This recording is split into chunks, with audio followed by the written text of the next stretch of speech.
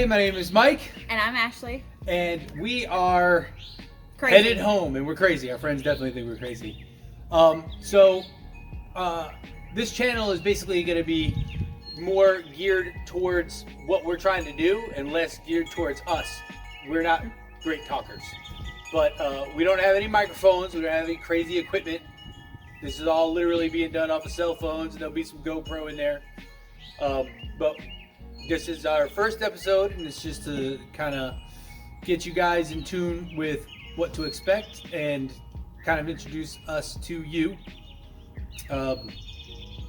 I have been doing construction pretty much my whole life. I come from a contractor's background. My older brother does it, my dad does it, all my uncles do it.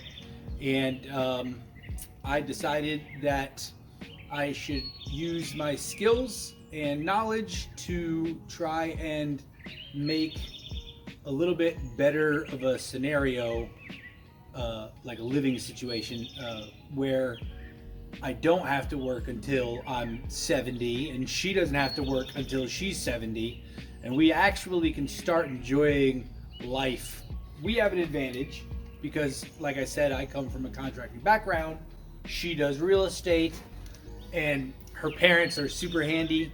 So we grew up. I know a lot about a little bit, Yeah. or a little bit about a lot of things. We grew up in households where the parents were proactive in accomplishing their goals, and we decided that it would probably be a good idea for us to do the same. But we're just gonna be like, we're just gonna turn it up to like 100. Okay. 100. So first of all, to buy property, to get a loan through a bank, there's just a ridiculous amount of red tape that you have to go through. And we want to build our own home because when we're done with it, we don't want to owe any money on it. So we're going to be paying cash for materials as we go. Yes, it'll take a little bit longer, but that's kind of the point. If you go through a bank's going to want you to do it. Yeah, they're going to want you to do a builder, and they're going to want the house done. And 50% up front. And then you have to have 50% up front just to get the loan to buy the land. And of course, they're going to want you to do a loan to build the house. And again, yeah, you're buying your own piece of property and you're building your own home, but really you're not the one that's building it. And you had these stipulations, and then at the end of it, you still owe the bank money.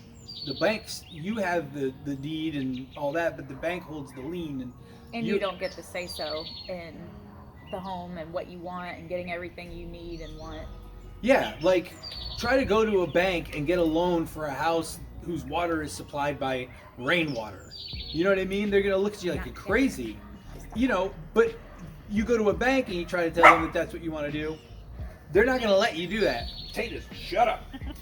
That's why the way that we're going about it, our friends definitely think we're crazy, but it's possible. I've looked it up. We'll talk more about, you know, the rules and regulations as we go along. Let's talk a little bit about ourselves real quick, so that you can kind of get a gist of the type of people that we are. So, like I said, I grew up in a construction family. Me and Ashley, we're newlyweds, soon to be newlyweds. We're getting married. If we don't get corona. Yeah, if we don't get taken out by the coronavirus, we'll be getting married in August. But we met through dance. I was a professional b-boy or break dancer, whatever you want to call it, for several years. And once I started to kind of chill out, settle down, started to like do teaching engagements and things like that, and organizing for the community, I met Ashley, who is also a dancer. She owns a dance studio. Can't break for the life of me. But the name of the studio is Breaking Out. Yeah, so it's kind of weird. You put it all together, and so we were introduced by a friend, and from there we started a professional relationship. I did several workshops and things of that nature at her studio, and then years later, here we are, like 7 years later. I mean, you go with your gut and you follow your heart. I'm not trying to get cheesy, but that's essentially what happened. Dance brought us together, and then after getting to know each other, we figured out that annoying each other. She annoys me. I ignore her, which annoys her. And that's kind of the way it goes. But it's a perfect situation. So not to get too mushy, but we're very much in love, and this is very much something that we want to do. Our goals kind of line up. We want to enjoy life. So since I met Mike, he's always been talking about he wanted to buy a piece of land, build a tiny house, and live in the tiny house and be debt free and just kind of not have any worries other than, you know, what he wanted to do rather than what he had to do. But for me, tiny living is not going to work. You guys can't see my closet, but I have way too many clothes, way too much stuff. So we kind of came up with a compromise amongst this whole talking. Yeah, and I'm totally with it. It's a great compromise. So the plan is to build a tiny home, to live in the tiny home while we're working the property to build our forever home, which is not going to be a tiny home. It'll be a regular, what is it, 1,700? Yeah, it's 1,800 square feet. 1,800 square feet house, square foot house. Yep. Yeah. Regular. Just gonna be. It's gonna be a regular size house. Regular size house, just fully sustainable to where we're not having to rely on power structures and that sort of thing. To be kind of off the grid. So he still gets what he wants, but I can still have a closet and a full-size bathroom. Yeah, the closet. The closet the closet I designed is actually gonna be pretty gangster. I'm actually looking forward to it. But then we still get to keep the tiny house to where one of the things we really enjoy doing together is traveling. So that way we can use the tiny house to kind of go wherever we want to go and do it a lot more affordably. Yeah, the goal here with this channel is to kind of document the journey through all of it, from the purchase of the land to building the tiny house to the working of the land. I mean, we're probably not going anywhere anytime soon. This is going to be a pretty long and drawn out process, but I really felt that it was important that we document this so that we can show people you can do it too. You can do it too. Now, yes, there's an advantage to me being a contractor. I get that. I understand that. But to build and to do carpentry, it's there's a learning curve, but it's not hard. It's not difficult. Like, I have a lot of friends, a lot of my guy friends that I 100% know could do this. They just don't know they can do it. We have a lot of friends that are they kind of in line with that same thing. Like, they don't want to work until they're 70 and they want to enjoy life. And so I felt like it was critical to put an educational dynamic to the plan. Also, I think it'd be fun for us to be able to look back and be like, yeah, remember that? How close we almost came to killing each other. Yeah, for sure. I think it'd probably be more you killing me. But to do the tiny house is going to be a total of 23 feet in length with a sleeping loft that will house either a queen or a king size bed. And it'll pretty much have literally everything we could possibly need. Except the big closet. Except the big closet. The solution to that is steel containers. For our stuff, we'll be putting a storage unit on the property before we start building the house. So we have a place to put all of our crap until we're done building the house. And then once the house is built, we'll take that storage container and we'll turn it into storage for the business.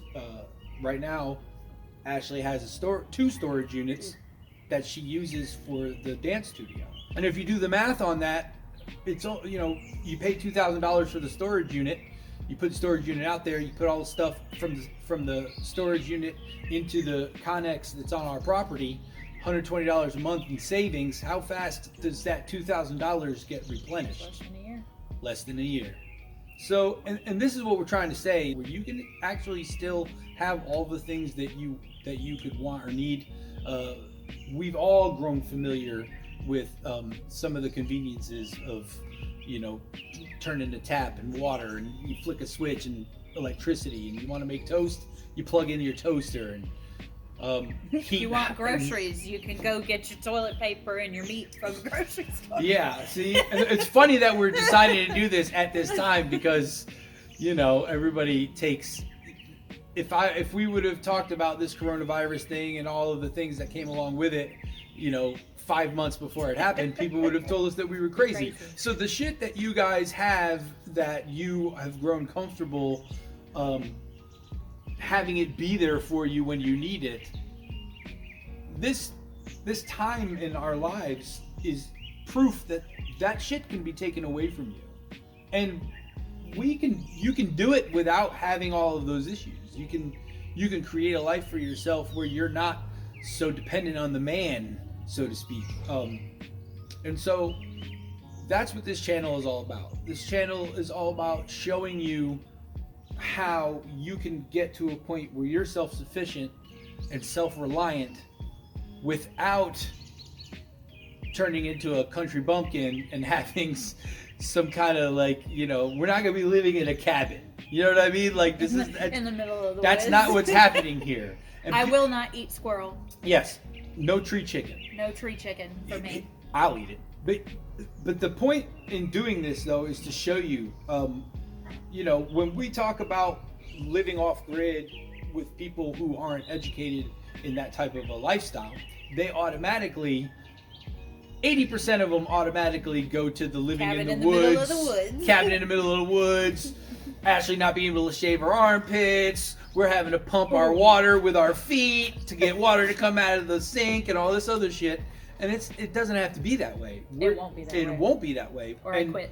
The technology is out there. So the plan, tiny house, work the property, start building the big house, and start developing a larger solar system for the big house. Of course, battery backup, generator backup. But we will not have to be plugged in. So when you guys have a power outage, we will not have one. You can come on over. You can come on over and we can party. The point is, all of the things that we have now, we will have at the end of this. And then more. And then more, because we're going to have 5.5 acres. We're going to have the money to be able to travel and do the things that we want to do. I am a big outdoors type of person, so it's basically, I'm planning on turning that land into, Frankie's Fun Park or some shit where people are just gonna come and they're never gonna want to leave. I'm not gonna want to leave. And then also, my big plan is to eventually have a shop on the property where I will be building tiny houses and selling them for a decent budget. I see a lot of tiny houses that are $35,000, $40,000, and you don't need to spend. You don't need to spend that much for one, and you'll learn that when you see the process of me building ours. So anyway, we're gonna get to dinner. We just wanted to introduce ourselves and welcome you guys to the channel with our first episode. I'm excited. I think she's probably pretty excited. A little nervous, not gonna lie. I'm not nervous. I don't know about the whole living in a tiny house for the duration of building. So she's probably gonna see. You're gonna see a lot more of me than you are of her until we start working on the inside of the big house. No, she'll definitely. I'm just gonna get behind the camera when it's time to paint the tiny house, and I'm just gonna film her and annoy her. But do it. So anyway, peace, love, and hair grease. I'm glad that you guys decided to subscribe and sign on. Essentially, we're gonna run this channel as if you guys are our friends, and we're talking to you, and you're there with us. So, yeah. You can come hang out. Bring wine. Bring wine for her. I don't drink, unless this might drive me. This might drive me back to drinking. But anyway, we don't want to make it too long. We love you guys. Share the content. I know there ain't shit to share right now, but our ugly mugs and the sun going down behind us. But Shake something good. Yeah, we're out of here, man. Headed home. That's what's up.